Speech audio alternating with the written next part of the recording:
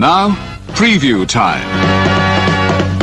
So let's take a look at what's coming your way.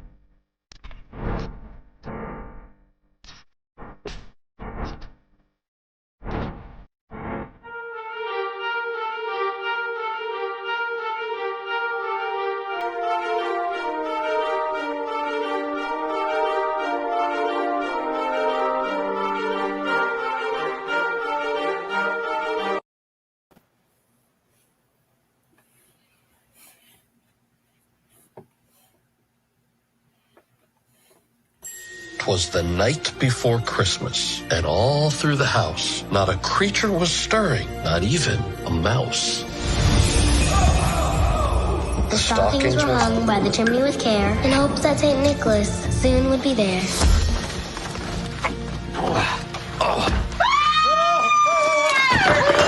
Come down, no. Who are you? I'm Santa Claus. It was different out there. All those kids turned into adults. They stopped believing and losing magic. So, for the good of Christmas, I'm retiring. Wow, I didn't even know you could do that. I think we see what the rest of the world's like as normal people. I'm making a list of things I want to do, like meet a crossing guard. Wow. Dad. Sandra, they warned you this is what I look like here. It's Dad, me. You know, I'll have a Funicino. Put cocoa in it instead of coffee. Put a little peppermint in there if you have that. Chop up some cookies and sprinkles. Name for the order? Santa. Sir, my job is hard enough. Ho, ho, ho. For the first time, I'm going to spend Christmas with my family. New Santa is destroying Christmas spirit. When the last of the light goes out, it could be the end of Christmas. I retired too soon. I hired the wrong guy. I've got to go back to the North Pole. Elves are disappearing. Elves are disappearing? You should have led with that. We're going. All I do is play all day, singing anyone that's in my way. You just good, but I'm so good.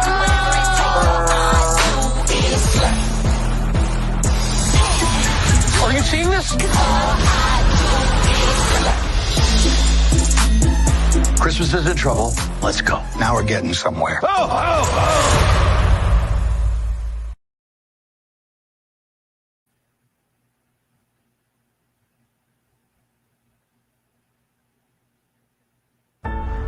3 simple circles, a quarter and 2 dimes, probably the most universal symbol ever created by man or mouse. Hi, Mickey! What is it about Mickey Mouse?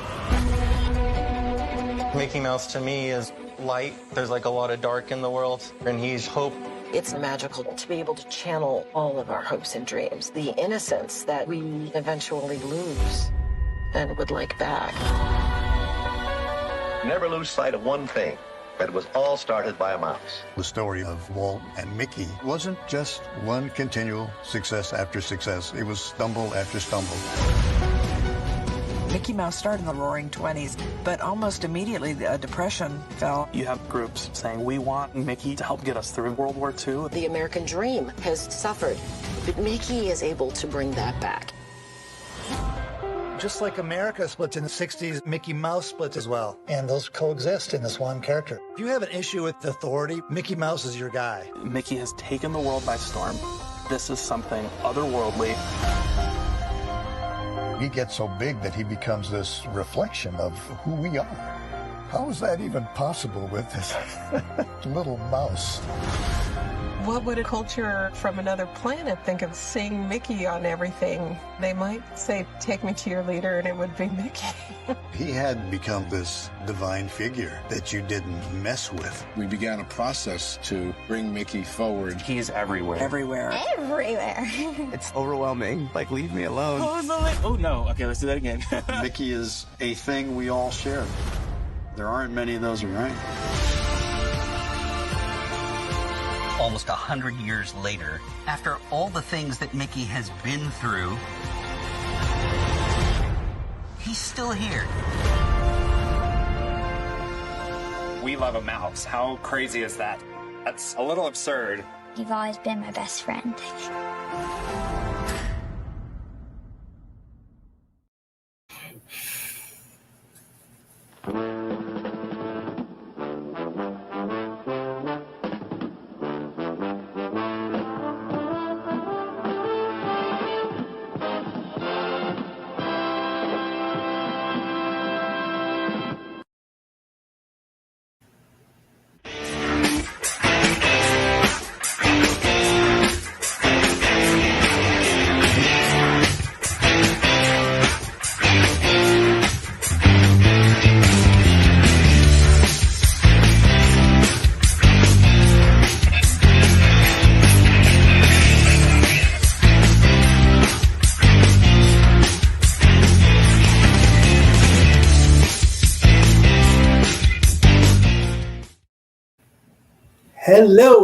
Hello, my internet fans. Welcome to another edition of Stat Boys Sports Bar featuring this way, Dory Lou. There she is. The boys are down here. We've got the Cleveland combatant down below me. We've got Zach, the wild Notre Dame Saints fan, but he's an Aints fan right now, although I think his team won last week. Anyway, folks, we've got lots to talk about before the No 7 o'clock block party, whatever they're all calling it. We're going to start off with some college football. Oh, Boss is here. Mikey's echoing. Somebody turn their mic down, off, mute, whatever. Okay. I guess there it is. I guess it was an echo on Dory's part. Maybe so. Yeah. What? Okay, we'll take care of that. Don't worry. It's all good.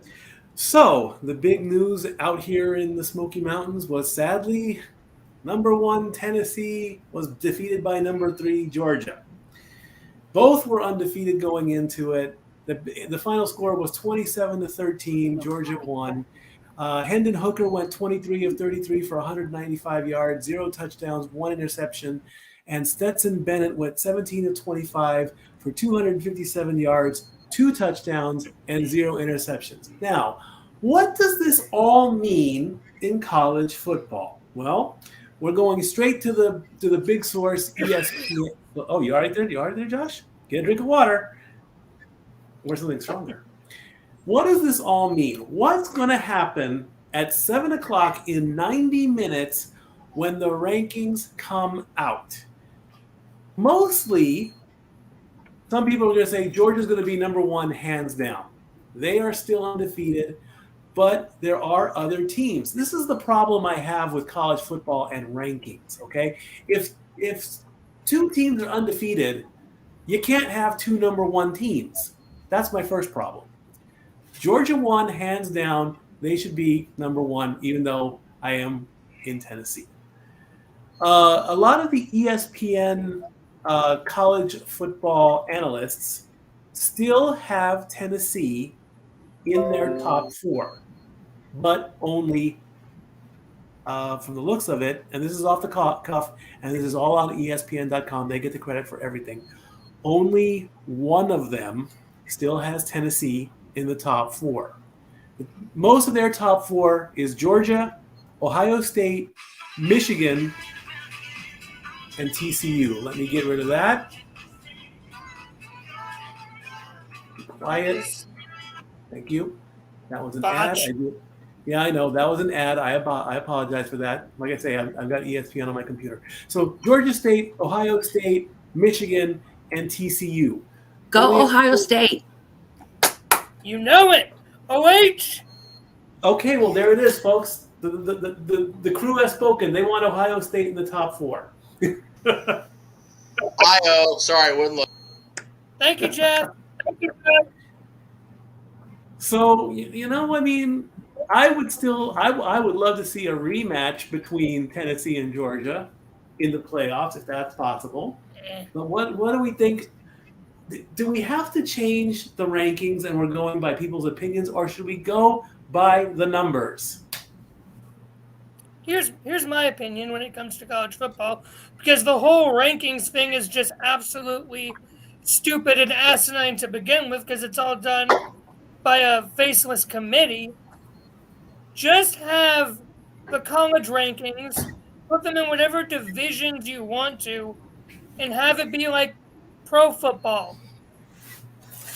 That makes the most sense. If you want to actually figure out who's number 1, just do whatever's number 1 in your division or conference, like Big 10, Big 12. Who cares? No one understands or cares about that crap anymore. Just make it simple, So that's my thing. Oh, and OHIO all the way. Screw Roll Tide, and go Irish when you're not. I will agree on that one. Go ahead, Dorothy. Go to Zach. Oh, let's see. How do I break this down? For one, the playoff committee, like Josh said, is a joke. But at the same time, they are expanding. And what the tie-ins are going to be then is all the major conferences in the Power 5 automatically are going to get playoff bids.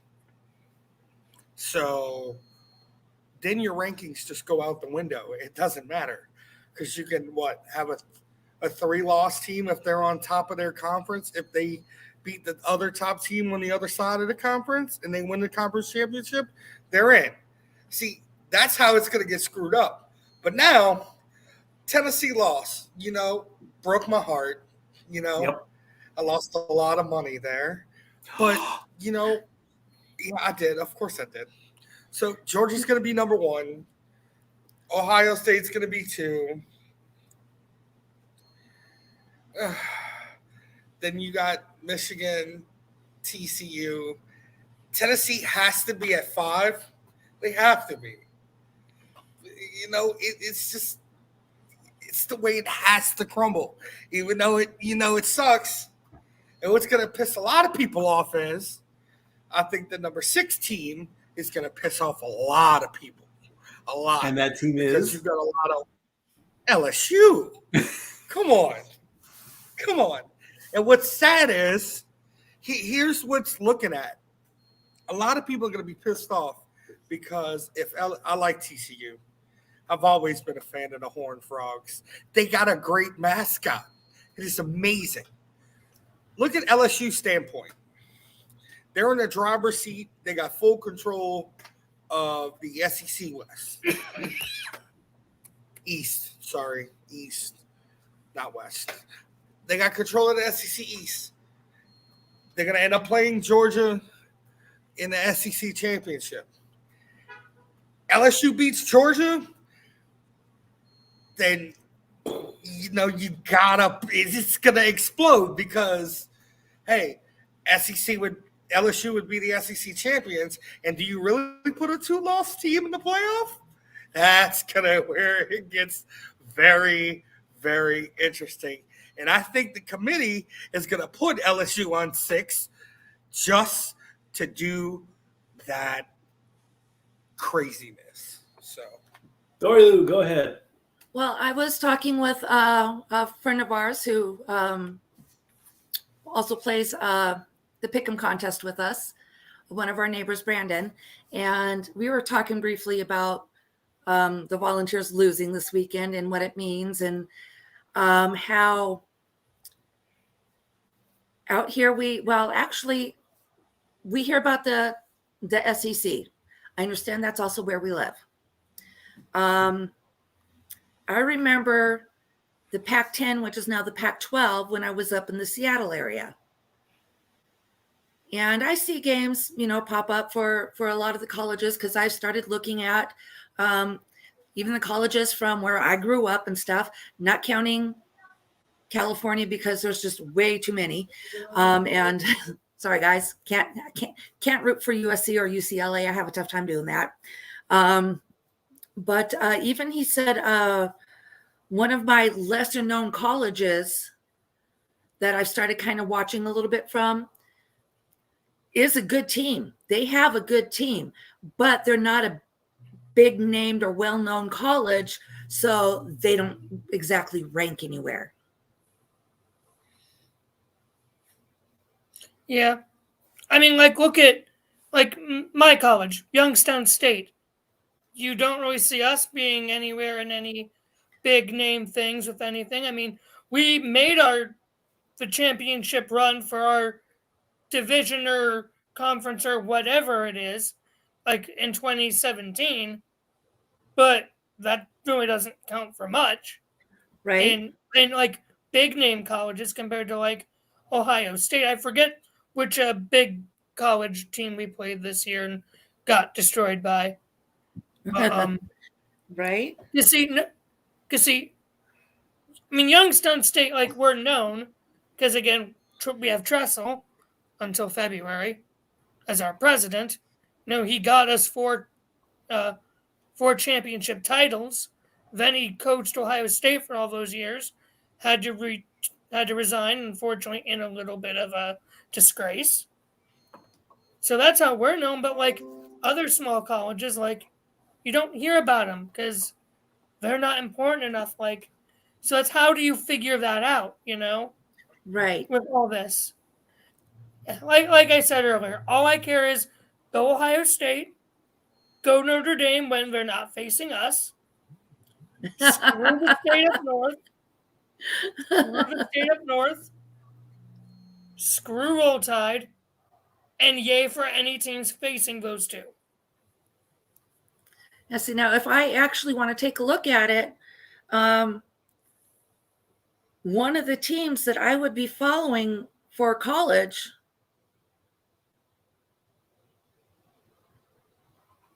actually, the Washington Cougars aren't even on here. It's the Washington Huskies. The Huskies are in the top 25. The Cougars are not even here, and they only rank the top 25 because there's so many freaking teams, which I understand and I respect. But I recognize most of these schools since I've started paying a little bit more attention. Of course, both USC and UCLA are on here. But it's yeah. You've got the conferences everybody pays attention to are, wow, I didn't realize there were so many conferences. I'm learning as we go here. Yeah. There's a lot of conferences that we don't even really pay attention to.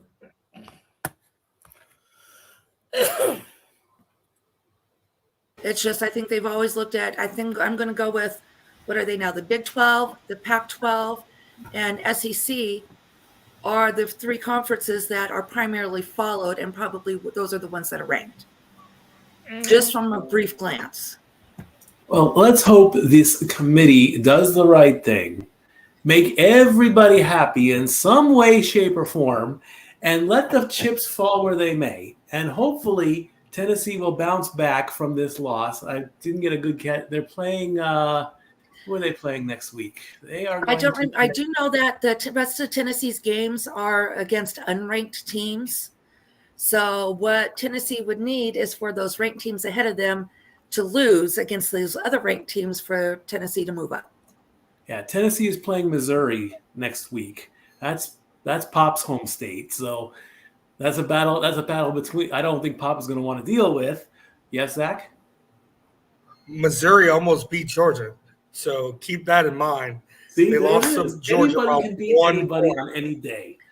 Yeah, one point. So, hey, that only one game lucky punch. I give a crap about. There's only one game I give a crap about in the entire season of any college, of any football. And you know exactly what that game is.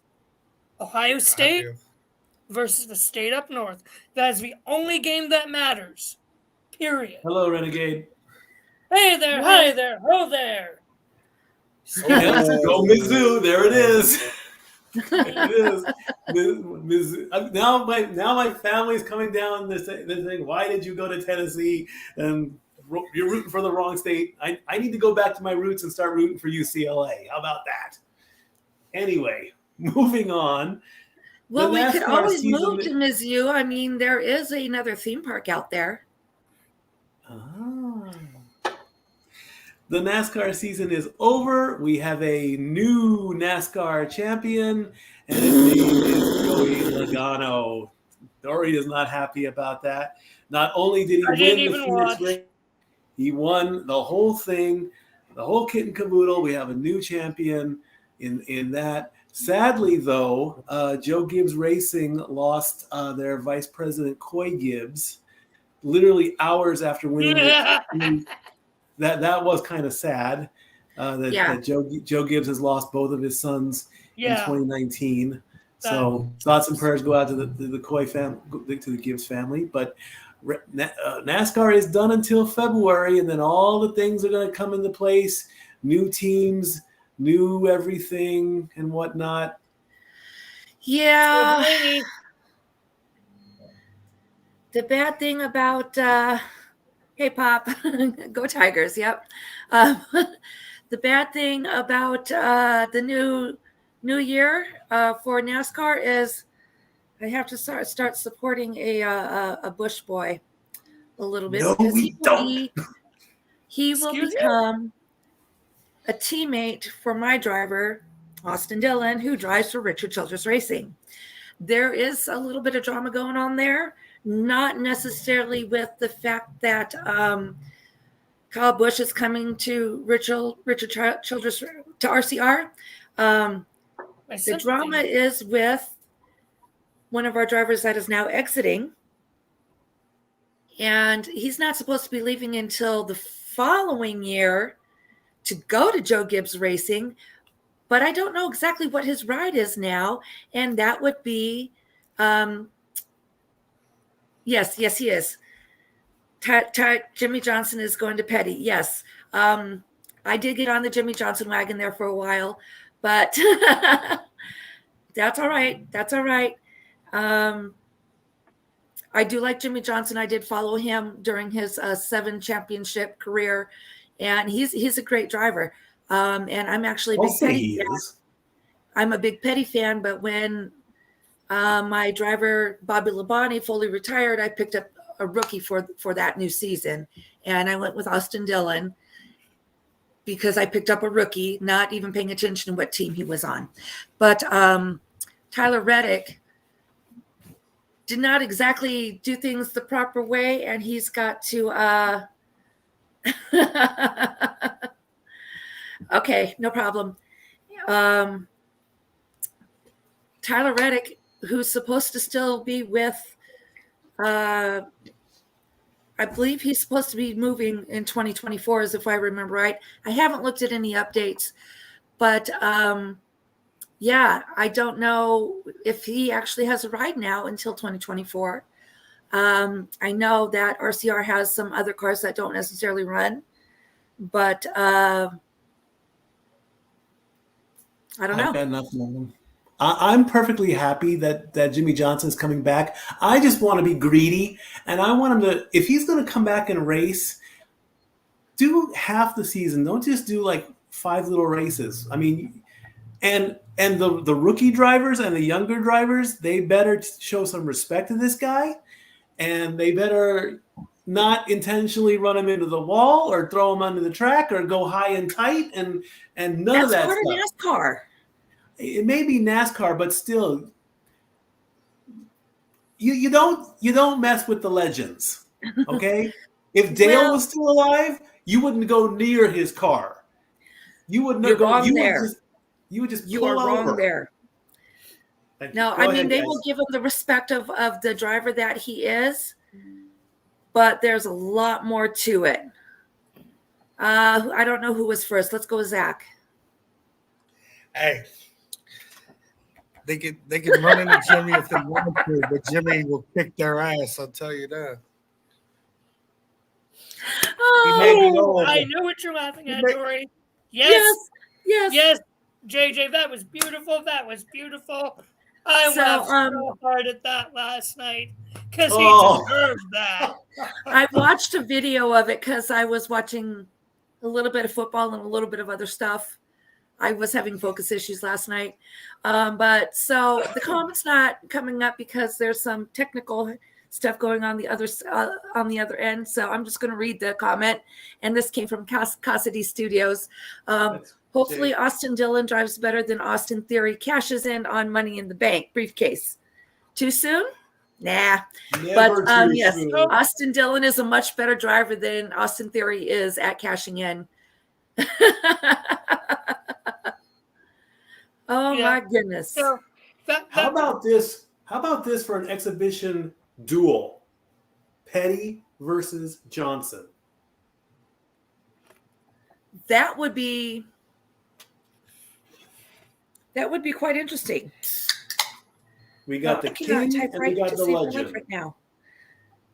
My money would go on I'll Petty. drink to that. There you go. Drink to that. Petty versus I'm waiting to drink until the results from the midterms start coming on. Then I got some moonshine. What flavor? Let's see. Apple pie. Oh, we've had that one. That's good. Apple pie is good. Yeah, it is. So, a couple things real quick. Like you were saying, Mikey, you should know better to have respect for the legends. Don't go near them. Well, it's a good thing that we don't count Bush as a legend and we can get his butt out. Well said.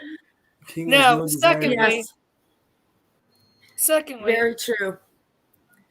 Yeah, that's fair, Jeff. But going back to JJ's comment, yes, Austin Dillon is a lot better than Austin Theory because Austin Theory should be back down in NXT where he belongs as the little failed pet project he was. And bye-bye, good riddance. If you are a Vince pet project, you are doomed to suffer.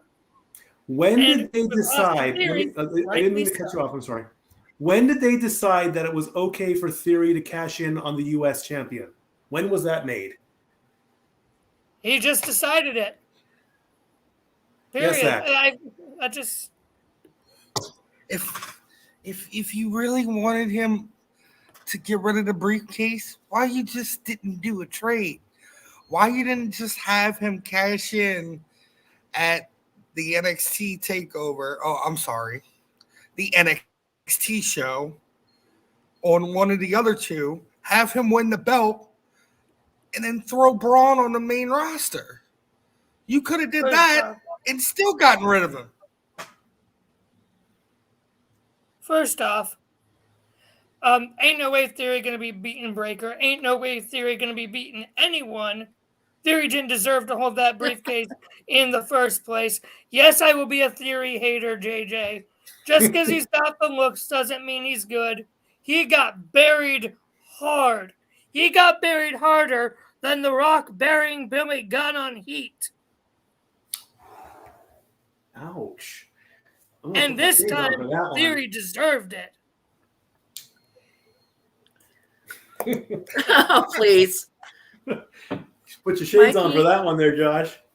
You're a goofball. Don't do that again. And of course, I will say this about Josh Paul and Crown Jewel. Again, another impressive match. Sadly, he's got huge knee problems. He went on social media. He's got a big old ice pack, torn meniscus, torn. What? Okay, can we agree that 23 years isn't too soon, Mikey? What? That was to me. That was to me. Okay. That was because I referenced the Billy Gunn promo. Okay. Yeah. Torn meniscus, torn ACL, possible torn MCL. He hit the one lucky punch. The elbow drop with the phone going viral, of course. I love that. That was okay. Here we go. Uh-oh. Listen, JJ. Ooh. Listen, Renegade. Ooh. Them's fighting words. Right from someone who doesn't even watch football. Oh! Jay, I don't want to hear it. Just go at it with. You want to make it a side-by-side thing here? I'll just sit back and watch. Oh! That is true. Very, very true. This is great. And how's he doing in the pick'em? Oh wait, we'll get there. We'll get there. Yes, Zach. Zach is Josh, like a that's child okay. right now. On Josh's defense, he has a few more obligations that he had to let something drop, and I understand letting Pick'em drop, especially since he fell a couple weeks behind. So, in Josh's defense, I'm sure he'd still be in it if he was not so over obligated. We know how that goes. Go ahead, Zach. Aaron needs to loan an idea to the channel and have a great debate between JJ and Josh. Lay all the cards out on the table. Just lay it down. The gauntlet has to be thrown. The great debate between JJ and Josh has to happen. Here's the thing, and Zach. I am all for it. Here's the thing, Zach. I have too much respect and love for JJ to go on the air and destroy him like that. Oh boy, oh boy, oh boy, oh boy. Oh my God. So okay, I'm let's get back up real quick. Let's get back to it. Yeah, reel it in. Thank you, I'm boss going to man. back Reel things it up in. real quick, just to the NASCAR stuff that we were discussing, and because I did look up what the team rosters are for next season, and Tyler Reddick has a ride with 23XI, which I believe is Michael Jordan's team. Okay. So he will be in the number 45, driving a Toyota Camry. Yeah. And that's what we know so far. Okay, moving on. Very good. Let's bring up the hockey rankings real quick. Go through that before we move on to football. I know. The Boston Bruins and the Vegas Golden Knights are tied with 22 points. They both have the same record at 11-2-0, but the Bruins have 8 more goals than the Knights do, so that's why they have the number 1 spot this week. The Devils sit alone in 3rd place at 18. The Stars and the Hurricanes are both tied at 8-3-1. The Stars have a 7-goal lead over the Hurricanes. This is all as of today. These are today's as of today's rankings, by the way. The Islanders, the Red Wings, the Kraken, and the Maple Leafs all have 16 points. The Islanders have the best record at 8-5. Red Wings are at 7-3-2. Kraken and Maple Leaf are tied at 7-4-2. The Kraken have an 8-goal lead over the Maple Leafs. The Jets, the Lightning, the Panthers, the Kings, and the Rangers all have 15 points, with the Jets having the at 7-3-1. The Lightning are at 7-4-1. The Panthers are at 7-5-1. The Kings are at 7-6-1, and the Rangers are 6-4-3. Buffalo, Edmonton, Philadelphia, and Washington all have 14 points. The Sabres have the best record at 7-5. The Oilers are 7-6, and that rounds out the left side of the column. The Flyers are 6-3-2, and the Capitals are 6-6-2.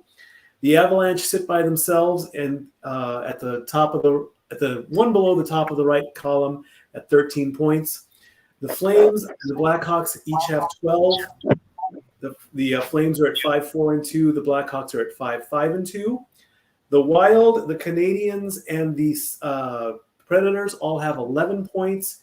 The Wild are at 5-5-1. The Canadians and the Predators are at 5-6-1. They both have 34 goals. I had to go one step further to break down how Montreal would get the better record. They have the better home record at 3-3. The Predators are 2-3-1. The Penguins sit alone by themselves at 10 points in 25th place. The Coyotes, the Ducks, and the Canucks and the Sharks all have 9 points. The Coyotes have the best record at 4-6-1. The Ducks are at 4-8-1. The Canucks are at 3-6-3, and the Sharks are at 3-8-3. The Senators are by themselves at 8 points, and the Blues and the Blue Jackets each have 6 points at the bottom of the barrel, but the Blues have the better record at 3-7-0, and the Blue Jackets are 3-9-0. When it comes to our fantasy hockey league, I do have the scores here on the board behind me. If you can, I can quickly move out of the way. My team is still in the lead at 245 points. Rigged. The Voodoo Dolls are at 231 points. That's Zach's team. The Habs are Emmanuel's team at 190. The Blue Leafs are Daniel's team at 171. The Penguins are at 157. That's Nathan's team. JJ's Kings reign is at 115, and Dory's Wild is at 103.66. Woo! Ladies and gentlemen, here to retort is JJ Williams. Yay! Oh, here we go. And he's driving. Hi, buddy. Oh. Hi, JJ. Hi. Hi, buddy. Got something you want to say to me, Mansfield? You got something you want to say to me? I said it pretty clearly. So did I. Austin Theory deserved the briefcase more than the Browns deserve to even be in the NFL. Not in the At least slightest. Austin Theory wins championships. Oh, thank you, Jeff. I was going to say put his Cup of Pop's comment up there. See, Pop, I like JJ too. He's my boy. He's my Christmas buddy. We swap Spotify Christmas playlists.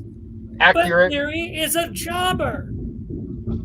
Theory is not a jobber. Pretty boy. Theory is the future. He's an overhyped pretty boy.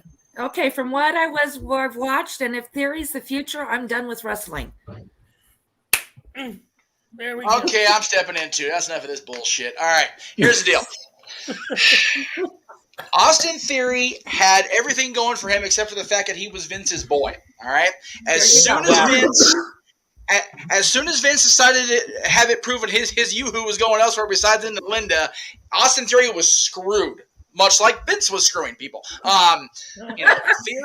Theory just had no out there. It was one of those. They had plans for him. I know they did because they shot the rocket to his skinny little 20-year-old ass or whatever he is. It was just that once this whole shit with Vince went down, they had to wipe the slate clean. I forget who it was. If it was Zach or Mikey, forgive me. Who in the hell all of a sudden decided it was okay for the Money in the Bank to not be cashed in on a non-world champion? When did that ever become a thing in the 17-year history of that match, of that stipulation? The fact is, they had to get they were looking to get the briefcase off him, and they came up with whatever the hell that shit was last night. So, I will say... That's the thing. They didn't have to get the briefcase off of him. They had until next July to do something. Seriously. Money By in the Bank then, was the in smoke July. would have been cleared from Vince. Yep. It was Papa H in a rare moment of not having a clear perspective or a clear objective with somebody in his new regime. That's all that was. Let's just be honest. Last night in a hole was very much a fuck you Vince show. It was a long 3 hours. That crowd sucked. Even Wilkes-Barre's always been a notoriously soft crowd. Even going back to the taping days where they would tape 600 shows in one sitting back in the 80s back then. It's just not a good live town. It's much better for pre-tapes. It always has been. So I don't that's a factor in today's WWE. It has been since the Nitro era. Let's not even try to front about that. The Monday Night Wars era definitely picked up the pace on all television programming and wrestling. Now, to defend the other side, because I have to defend both sides. You're equal the Browns. Opportunity defender. What happened? Equal opportunity defense. Go for it. Well, equal opportunity smasher, if we're going to be honest. The Browns only exist in the NFL now because their previous owner took them to Baltimore, and the NFL and the fandom went, whoa, wait, hey, whoa, and the guy was a shady piece of shit. That's why Cleveland exists now. Screw Art Modell. Screw Art Modell. Exactly. He'll never be out of the Hall of Fame. Exactly. Frickin' it's the only reason that they exist is because Art Modell is a piece of garbage. I mean, that's really what it comes down to. Had they had a championship win, then I would think that JJ's argument could be squashed. But they choked, as they do. And this is not me, so Cowboys are 5-2. Not even about the Cowboys, although I am happy for my boys. Because freaking Cincinnati sucks too. So it is what it is. They're awful. So do the Steelers. He and Greg aren't even here. Greg's on his birthday vacation. God damn, get off of Pittsburgh. Hey. Holy moly. I'm a Browns fan, I can't. Okay, so we got somebody spamming, so you're just gonna go sit on timeout there, mister. Thank you very much. Okay, take care. I forgot what I was saying. I'll come back. Oh, both Theory and the Browns are very much in a situation where there is no win for them until they actually show they can win on a consistent basis. Theory has been losing since he won the briefcase, even before Vince got himself in the hot water. Because if we really think about it, Vince was already in the crock pot when Theory became the Money in the Bank holder. So there's that. The Browns have been trying to regain any sort of foothold since they re-debuted. As far as Austin Dillon goes, I like the kid. I always have. He's a great driver. He's a great guy. I just don't know if he's the guy where he's going. He might be.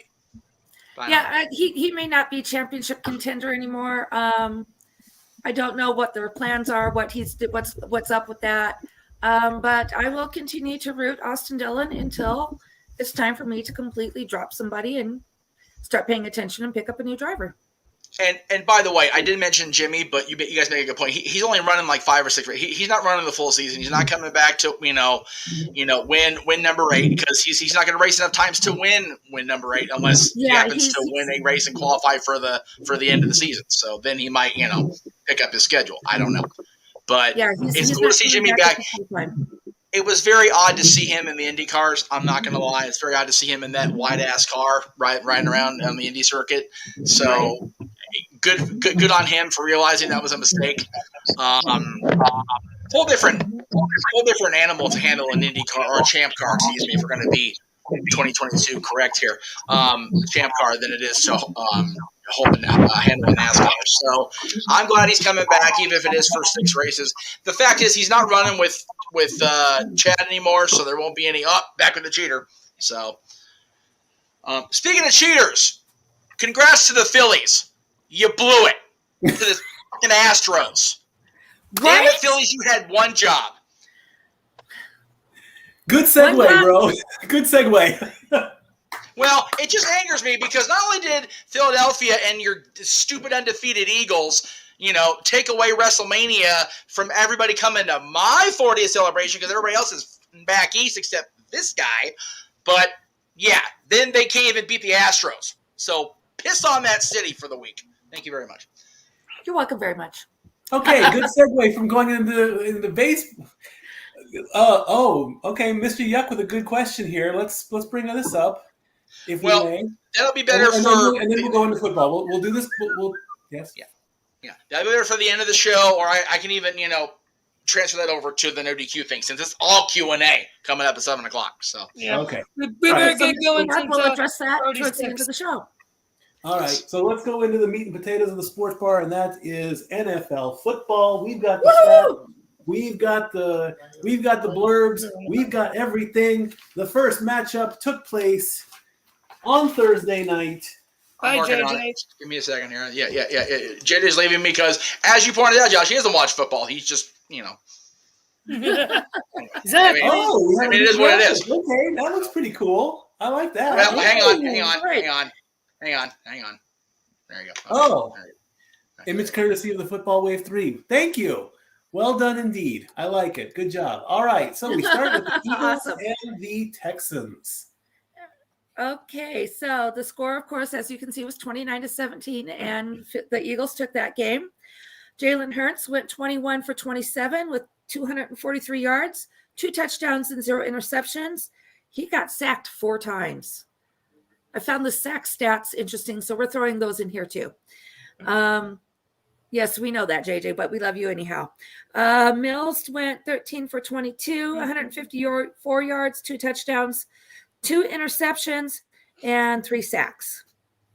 The Eagles, of course, went on to go on 8-0, just as expected, against the Houston Texans. After the game, Jalen Hurts remembered the time he played for Alabama in 2016. He went 8-0, but he didn't get the national championship.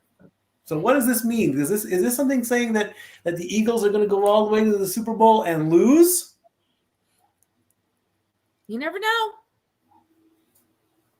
It could happen. If it's against the Bills, then they better lose. I'll go with that. But no, I'd like a Bills versus Eagles Super Bowl. I wouldn't mind that. I'm not sorry. I could get behind that, and I would definitely be going for the Bills if that were to happen. Mm-hmm. Can we just talk about that last game that's right there on that little spreadsheet right there? We're not there yet. We're going to work them in order, Josh. Be patient. We're going to go down the line. Okay, sorry, I didn't hear that part. Okay, then we've got the Chargers at the Atlanta Falcons, and the Chargers took that game 20-17. Let me check my notes here. Herbert went 30-43 for 245 yards, 1 touchdown, 1 interception. His guards did a good job. He didn't get sacked at all. And then we've got Mariota, 12 for 23, 129 yards, no touchdowns, no interceptions, and his guys didn't protect him very well because he got sacked twice. The Falcons have not been above 500 since 2017. 2017. Yeah. I think we have a new team to start bagging on. All right. Then we've got Miami and Chicago. And Miami eked this one out, I think, 35-32. But yeah, I took Miami for this game. I had faith in Tua. Sorry, I don't have a lot of faith in Fields. Here we go. Tua went 21 for 30 for 302 yards, 3 touchdowns, 0 interceptions, and he's got good guards because he did not get sacked at all. And Fields was 17 for 28, 123 yards, 3 touchdowns, no interceptions, but he got sacked twice. Justin Fields ran for 178 yards, the most by any NFL quarterback in a regular season game. Michael Vick had the previous record at 173 yards back in 2002 for Minnesota.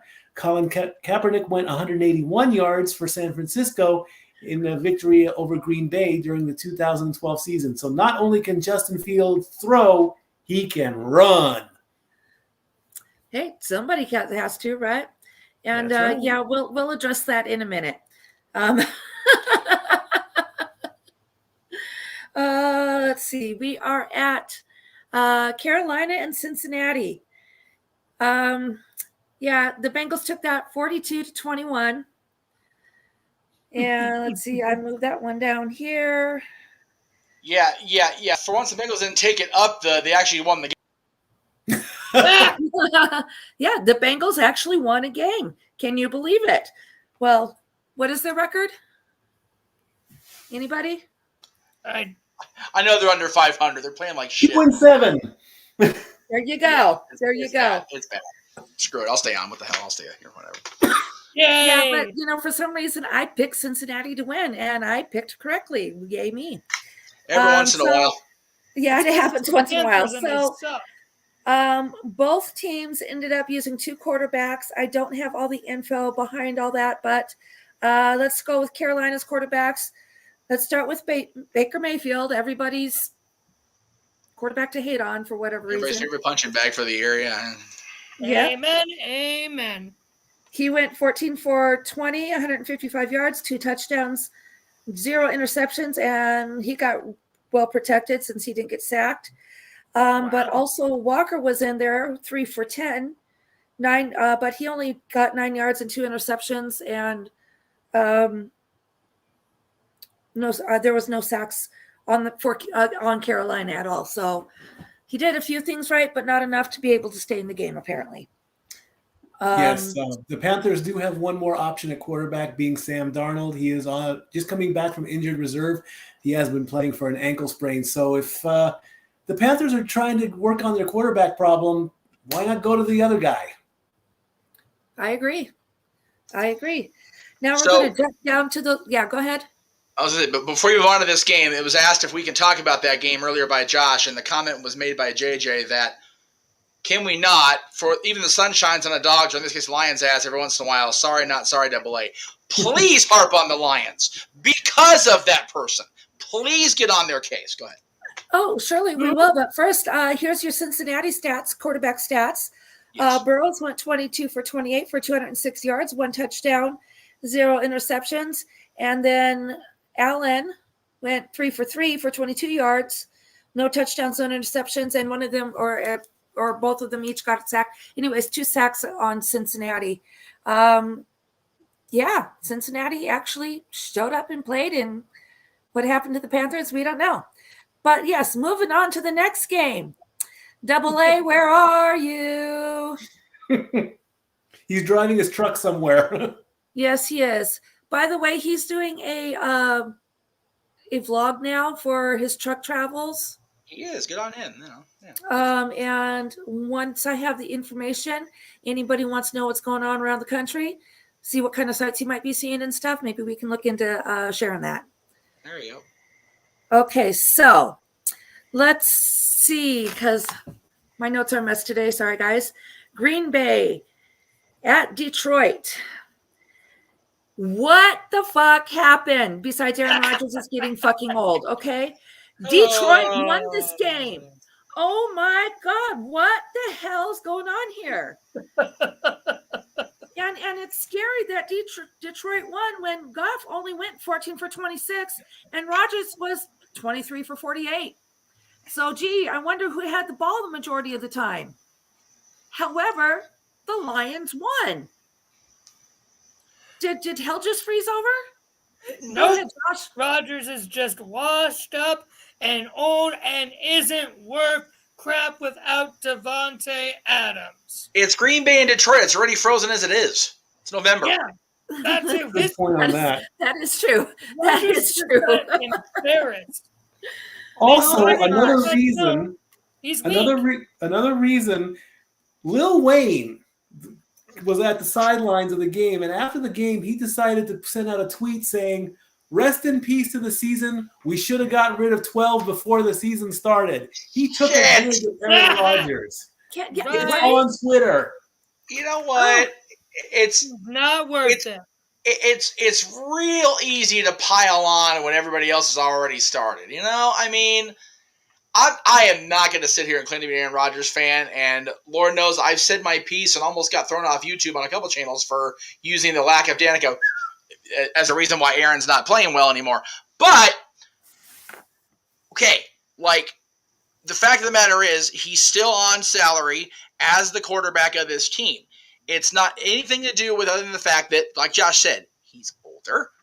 And he's old. I'm not saying don't criticize the play the game he's playing right now because he's playing like shit. But when you're on that team's sidelines and you're harping on the guy before you're even really off the field, that's a little messed up. Oh yeah, I will agree with that. And Mr. Yuck had asked earlier If we think if this may be Rodgers' last year. Yeah. Yeah. I think it should be. What's his Unless contract the front though? office does their freaking job in the draft, like the fans have been yelling at them for years, and start when they go for their first draft picks, draft wide receivers first. You know, the people who you need to actually catch the ball from their supposed GOAT. He can't do his job, even though he is old and can't do it anyways. He can't, He's born the same year as me. Let's get the old stuff out, shall we? Jesus Christ. Hey. I still got you beat, so shush. That's what I'm saying. Just because you're the young pup in the room, let's not get crazy there, Mansfield. Yeah, keep that one in mind. All right, so March 16th of this year, he signed an extension. The final terms was a 3-year contract, which replaced the final year of the existing, which was the one that went into this year. So as of now, he's got two seasons left after this season. So unless I don't want to wish an injury on anybody because that's beyond screwed up. But unless he gets hurt, we Packers fans are stuck with him for the long term, for at least 2 more seasons. Okay, so keep him on contract, but make him the backup. Okay. So I don't know how all the contract stuff works, so go for it. It's one of those. I don't disagree with the sentiment. It's one of those things that, as an owner, as a GM, as a coach, you don't pay somebody that much money to sit on the bench. That's just unfortunately the way. Excuse me. Sorry. Well, no, I actually was going to go Drew Doughty because I've been saying to bench his ass for 5 years. So, and they still put him on the ice, and he still has his head so far up his ass he can't. He can chew on his own breakfast a second time. He's awful. He makes my brain bleed. Rodgers is not. I'm not saying Drew Doughty is to defenseman in hockey what Aaron Rodgers has been to quarterback in football, but it's the same kind of parallel. You're paying him that much money to sit there and ride the pine. That's irresponsible from a owner and a GM standpoint. That's the only reason he won't sit. Well, then I think what they need to do is just, reorganize or restructure the contract pretty much to make it a way where they can conceivably sit him and give him the Brett Favre treatment. Pretty much. Again, right, that's going on right now, Brett Favre. The Brett Favre treatment was in a different era of NFL or era of sports as well. It's a different time. There's a reason that those contracts are like that. It's because of things like the Brett Favre thing. Because franchises are not going to pay these franchise players even a reduced contract and still not get their money's worth. Because honestly, yes, they're losing. Yes, they're playing terribly. But if you're going to pay somebody that kind of money, then and again, I don't even know how it all works. I feel the investment should have made in the first place. If we're going to be brutally honest with it, paying him that much money for that length of time earlier this year was a mistake on Green Bay's part because Aaron Rodgers is not Aaron Rodgers anymore. And at that stage of the year, he already was on the downslide as far as his personal life. So I didn't see a need to extend that contract and extend that pay. And JJ, you mentioned Quick and Doughty both. Yeah, Jonathan Quick and Drew Doughty are not what they were in 2012 or 2014. Quick is playing better this year than Cal. I will give him that. Cal's making my head hurt so much every time we put him in. But both of them are not – and not only are they not earning the money that they were paid back then, they're also not getting that level of money now. They also have taken less money. Doughty especially has taken less money on the downside or whatever you want to call it because of the injury and because of the quality of play that he is not putting out. He even recognized that himself. Aaron Rodgers, I don't think anybody in Green Bay that has a say in what Rodgers gets paid is going to try to downplay his importance, whether we as fans like it or not. Very true. Final point on the Aaron Rodgers thing. Yes. If the season continues to go like it is for Rodgers, his contract is what it is. It's going to stay that way. Right. Does Green Bay try and trade him? And who do they try to trade him to? it really depends on if anybody wants him. I mean, and again, this is from a fan perspective. Again, I don't know money, I don't know anything like that. But from a fan's perspective, I don't want Rodgers. He's damaged goods. So if the other 31 teams think like we do, I don't want him anywhere near my uniform. Yeah. Moving on, please. Okay, well, Sorry about that. finishing up Green Bay and Detroit, Rodgers was 23 for 48, 291 yards, 1 touchdown, 3 interceptions, and he got sacked once. At least somebody managed to sack him once. Okay, Yes. and Goff was 14 for 26, 137 yards, 2 touchdowns, 1 interception, no sacks, and there you go. AA, we miss ya. Go Lions for 1 week. That's right. All right, moving on.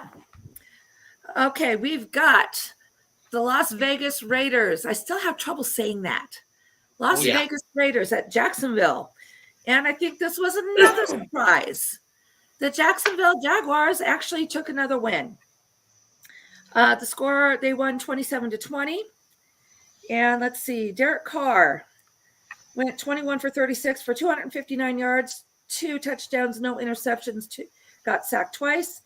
And Lawrence on Jacksonville went 25 for 31, 235 yards, 1 touchdown, 0 interceptions, no sacks. And go for it, Mikey. The Jaguars recovered from 17 points down to come back and defeat the Raiders. It was their biggest comeback in franchise history. It was their second biggest comeback. The last time they did that was they beat the Giants in 2014. They came back from 21 points. Okay. Moving on, we've got the Indianapolis Colts at the Patriots, another team we all love.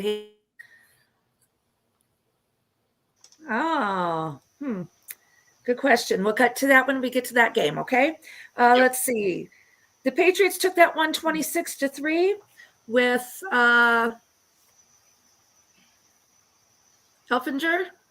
Am I saying his name right? Yeah. 15 for 29, 103 yards, no touchdowns, 1 interception. He got sacked 9 times. No wonder they lost, right?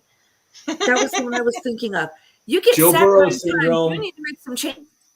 And Jones was 20 for 30, 147 yards, 1 touchdown, 0 interceptions, and he got sacked 4 times. I think from what I was looking at, real briefly, the most sacks for week 9 happened that game. Like I said, Indeed. 9 Absolutely. times. Y'all need to do some reevaluations there on your setup and get some practice in there and get your guards doing what they're supposed to do. The Colts are on a 3-game. The Colts are on a 3-game losing streak and haven't won a game yet since benching Matt Ryan. Since 2003, rookie and second-year quarterbacks have only won 4 times at Gillette Stadium, and the Colts were doing so bad that their coach has gotten the axe. He has been fired. Coach Frank Reich is gone. Jeff Saturday is the new interim coach. Another case of blame the coach for the team not doing good. Okay, Again, the GM is not going to fire himself. True. The owner needs to step in if it's more than a coaching or a player situation. Yeah. But at one point, do you decide that it's a coaching situation or a player situation? And that's the thing. When they're on that big of a skid, consistently, that's not one guy. That's not one. Cowboys had to buy this week. It's a good point, Ray. So we'll talk about the Cowboys question after we're all done with the scores. Thank you, Ray. Thank you for reminding me. I forgot we had a buy. That's how long my week was. Yeah, so did I, and I'm looking right at it. Yeah. Yeah, we did too. To be fair, I was in the Disney bubble all weekend. Nothing outside of Disney, for real. Nothing happened outside of Disney for me. Anyway, it's not one player. It's not one group of players. If they're consistently losing that badly, that is okay. Maybe it's the guy running the things problem. That's why you fire or suspend or put a coach on leave or whatever you want to call it. In this case, he's been outright fired. It really it's something like that is more of an example thing. I will say this, though. The Kings went into the 2011-2012 season playing like they were playing. Terry was dismissed. They brought in oh my God, Sutter won the Stanley Cup. So there is that. It's all about mindset more than anything else when it comes to dismissing a coach or a key player or things like that. It's all about setting an example. Go ahead, Zach. So when this boils down to it, when the season is over with, Jeff Saturday is not going to stay the coach. He's already said that. I'm just filling in for the time being till they get the right choice. And mark my words right now, the top two candidates are going to be Peyton Manning and Pat McAfee. I'd be all right with those. Either one of those choices. We giggle about Pat because Pat's one of us now, right? But Come on, who doesn't want to see Pat McAfee in a press conference? Me? I want to hear him back on commentary. As long as Pat can realize he's not Pat McAfee, WWE superstar at that podium, we'll be okay. There you go. And as long as Peyton observes, like Santa told him, that Brady can sing and he can't, we're in good shape with Peyton Manning too. So it's okay. I say Peyton Manning over Pat McAfee. Just because that I will agree with. Oh, and yeah, that's true too. I'm looking at JJ's comment, and I need to keep this in mind. Granted, yes, it was a movie. Yes, it was a movie, but I happen to absolutely love the replacements, and I understand it was based on the actual events, but they showed it very well when and I'm blanking on names, but when the quarterback who was on strike decided to cross the lines and come back in, the team just was like, no, I'm not playing with this jackass. Right. So I understand that. I understand that completely.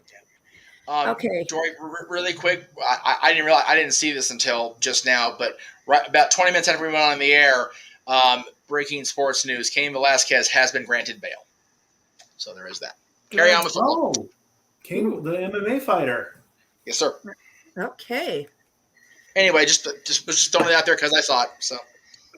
Pat McAfee versus Logan Paul. I'd watch that. I would watch that. Okay, moving on. Buffalo Bill at the New York Jets.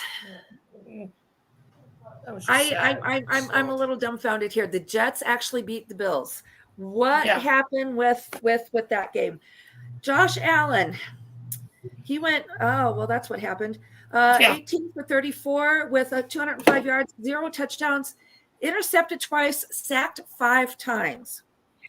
Now, Wilson went 18 for 25, 154 yards, 1 touchdown, 0 interceptions, and was sacked twice.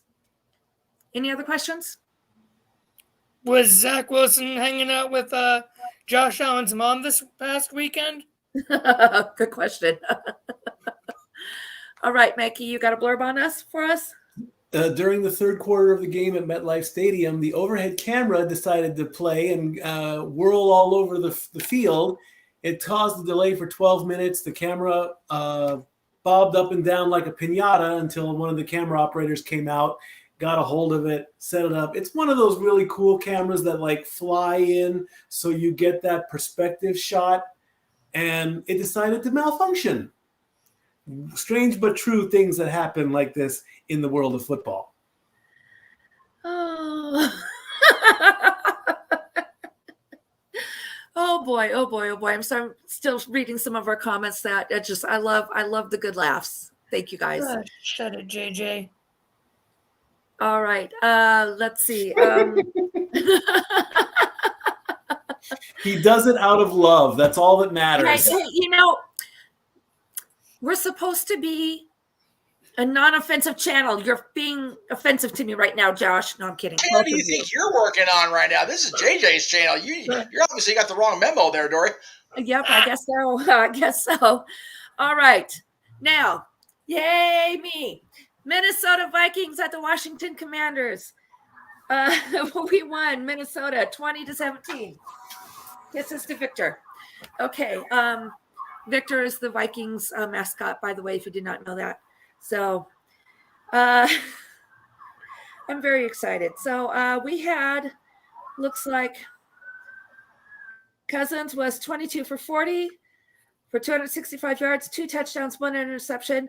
And then they also brought in Mullins, who was only 1 for 1, a negative 3 yards. So, and 2 sacks happened between the two of them. But we still pulled it out at the end. I didn't get to watch the game. I don't think I was able to get it in over here. I don't recall. Or maybe I was dealing with one of my migraines. So, I'm not sure what happened. I do know that apparently we just managed to pull it out in the end to take that win. But a W is a W, so go Vikings. Skull. And Heineke on the Washington team went 15 for 28 for 149 yards, 2 touchdowns, 1 interceptions.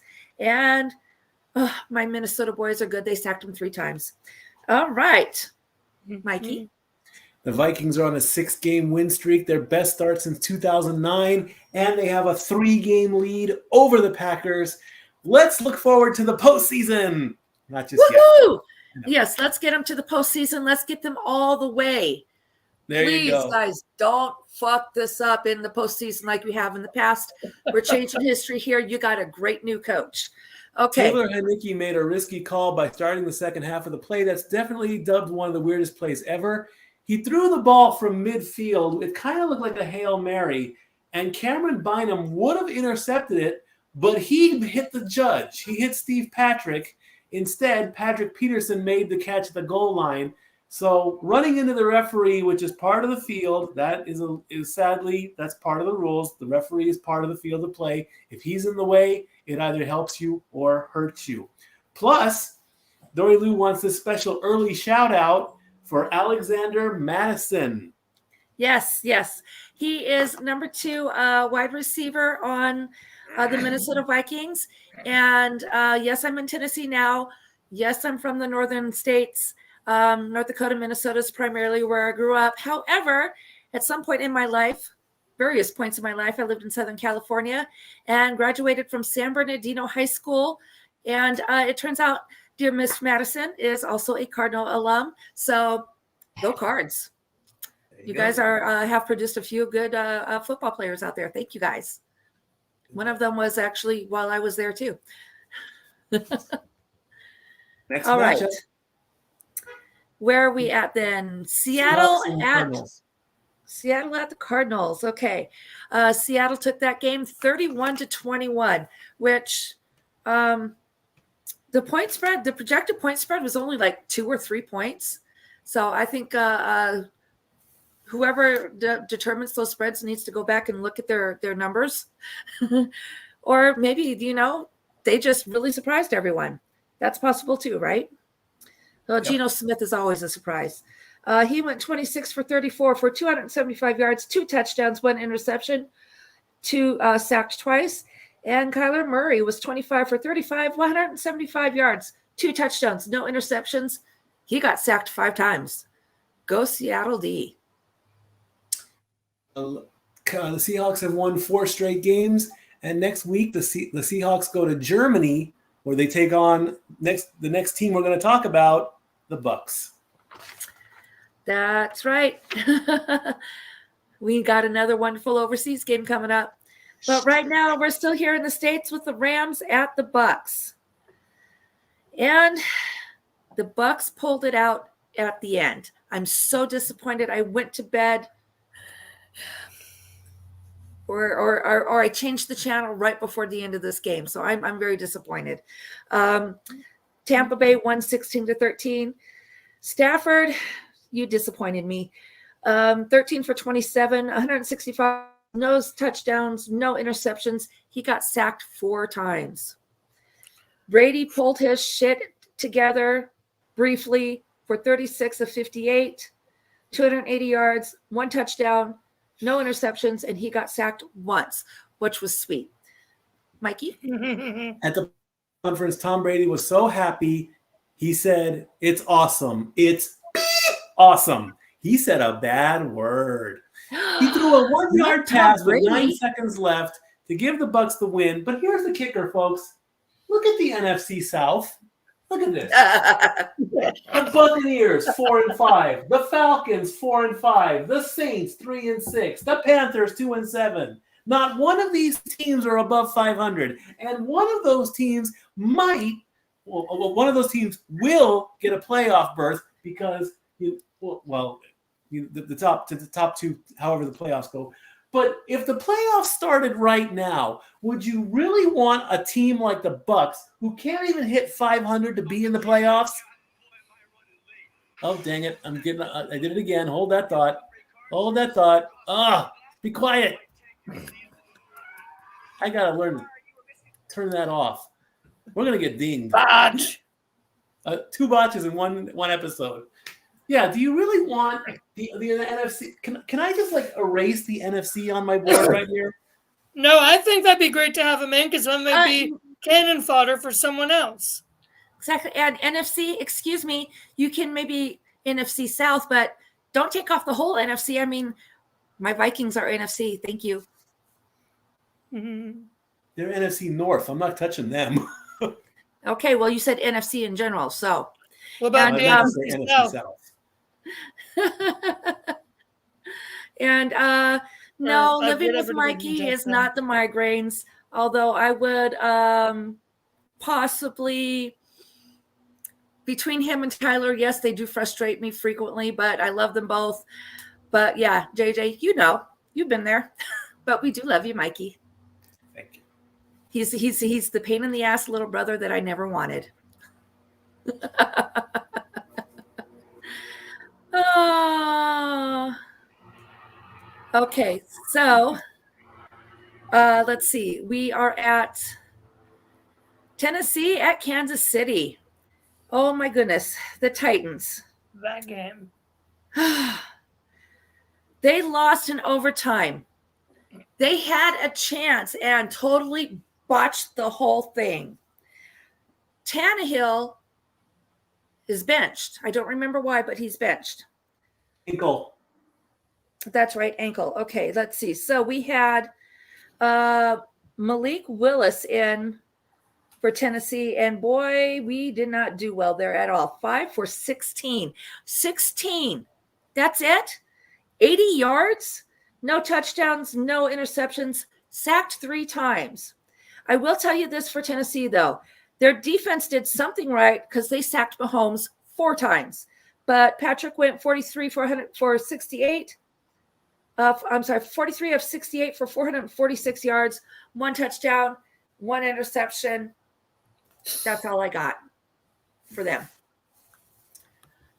You already touched on the blurb. It's the injury to Tannehill's ankle. He did practice on Wednesday. He did practice on Friday.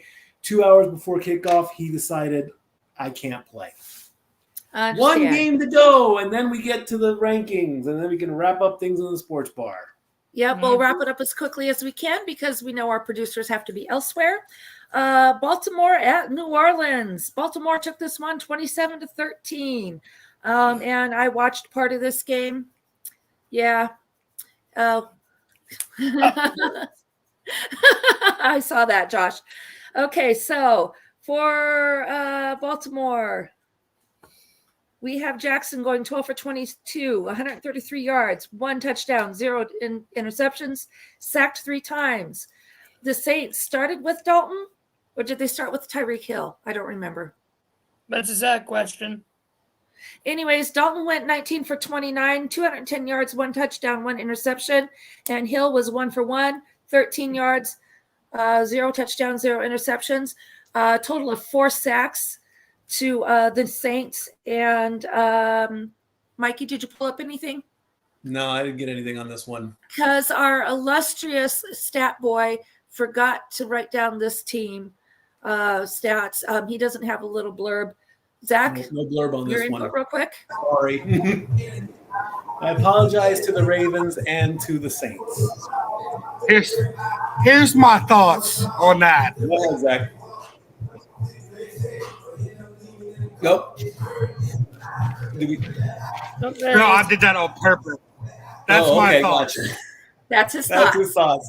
He's so upset about his team. Yeah, the Saints, he's still an Aints fan. Yes, the Panthers are playing Thursday night. Oh, And he gets to go to the game. Way to go, Very Psycho Jet nice. Black. That's going to be Psycho the Jet White, Falcons excuse at me. the Panthers, and we'll see what happens Thursday night. It's the same guy. I just can't figure out a way to I can't figure out why I can't unblock him on YouTube. So he uses the other account. I can't figure it out. All right. So let's take Okay, a look no at the power rankings for week 9. Let's bring those up.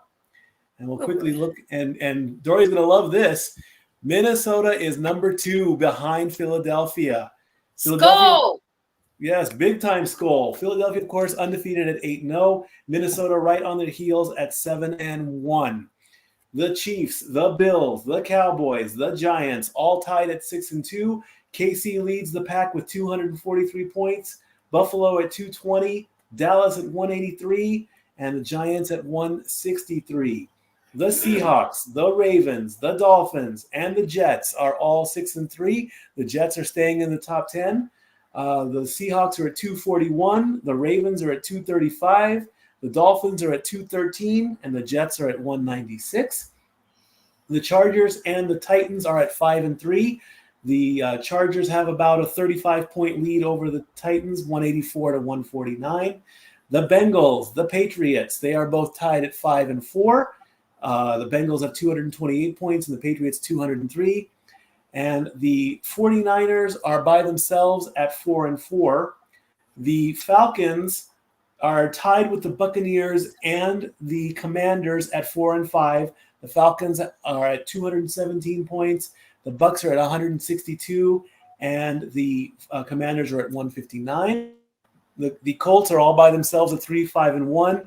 They have the advantage over the remaining 3-5 teams because being 3-5-1 is better than being 3-5-0. The Browns have 200 points exactly. They have a 69-point advantage over the Rams and the Broncos. The Broncos are 79 points behind of them. The Saints, the Cardinals, the Jaguars, the Bears, the Packers, all at 3-6. The Saints lead at 212 points. So you can say the Saints are the best team out of that group, out of that small pack. The Lions, the Raiders, and the Steelers are 2-6. The Panthers are 2-7, and the Texans are at the bottom of the barrel at 1-6-1. That's baseball fans' penance for reward for the Astros winning the damn World Series again. Let's bring up the pick'em results. We got to bring those up real quick. Hang on 1 second, Ray. I did see your question. We are going to address it, but we'll go ahead and do it now real quick. They got OJB. No, they did. We did. We got it. Wait, they officially signed him? I thought they were just asking about it.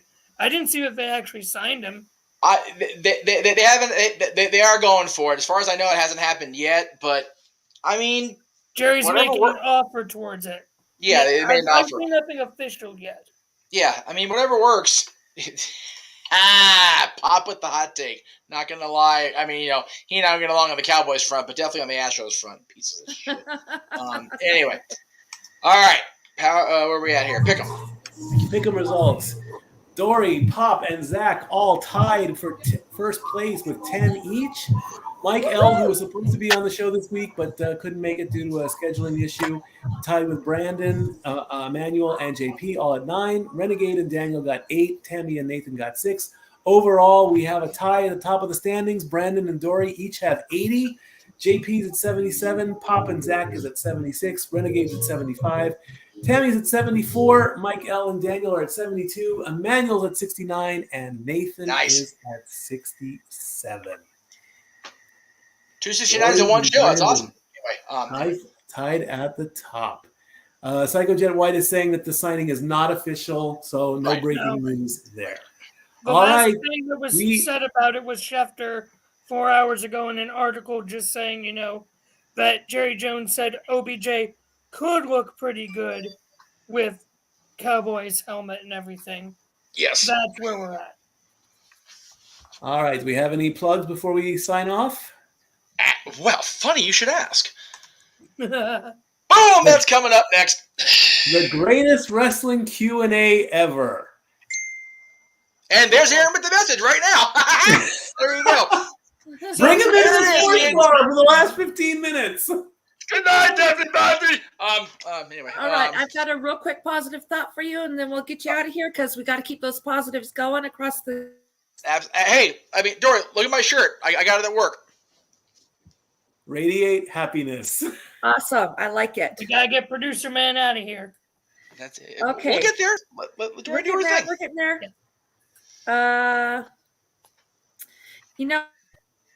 I think I need this one today because as the family knows, I've been dealing with my own struggles. It is never too late to be what you might have been. From George Eliot. It is never too late to be what you might have been. I love it. So I guess that's a good reminder for some of us that are a little bit older. We can always learn and take on something new and try something new and still maybe live those childhood dreams if we haven't gotten there yet. That's right. Very good indeed. I don't remember if we made this announcement last week or not, but sadly, we did have to stop Football Squares. We were just so overwhelmed with doing so much stuff. Both of us, both Jeff and I. Yep. It was a ton of things. It was scheduling, it was work, it was people not enough action. So we were very grateful for everybody that played. Thank you all for playing. We went through 6 strong weeks, but it is done for the rest until the Super Bowl at least. Those that need to get paid will get paid. There are a couple players that I haven't paid yet, but I will take care of it this weekend for certain. And when it comes time around in the winter time for Super Bowl, we will bring it back for the big time funds. But we did have a good run. It went well. Pop agrees with Dory. Good job. And don't worry, Pop. I'll take care of you at the end of the week. I promise. Follow us on Twitter at LBStatKid1977 and at Hathaway Lou. Excuse us. Drop us lines. Let us know what you want us to talk about. Drop news stories, anything about all of your famous teams. Ask us questions, and we will greatly and gladly answer them. Yes, Jeff. I will be at work this coming Tuesday, so JJ will be producer man, which means you'll be going on at 7:30 as opposed to 7. Just a heads up. That will be next week. Again, we'll keep everything the same with football, breaking news, hockey, college football, all that good stuff. Cleveland combatant, thank you. You got anything you want to plug before we go out? Just follow me on Twitter at CatholicJosh122, Instagram Malamangram, and you can find me on my columns on NoDQ.com and see me once in a while on the review, causing all sorts of mischief and just general fun. As he do. Zach, you got anything? DJ Bayside High on all social media. That's about it. Cool. Enough said. Saints suck. There you go. And that's his team. And that's his team. He loves it. Thank you all for coming into the Sports Bar. Watch the greatest Q&A ever, literally in 10 minutes with this guy right here. And you. Oh, I'm going to get a shot for that one. Lovely. Hey, it's an open invitation. Aaron Riff needs to come into the Sports Bar one week. And he doesn't watch sports. He's worse than Jay on that. Are you kidding me? What is he going to do? He's going to sit there for an hour and a half going Orange Cassidy style, for real. Of course he will. Start Jemai will. Why not? That's a good idea. Psycho Jet. Start Jemias. Good job. I love you all. Thank you for coming to the Sports Bar. We'll see you next week. Stat Boy out. Fuck Bill Belichick. Jesus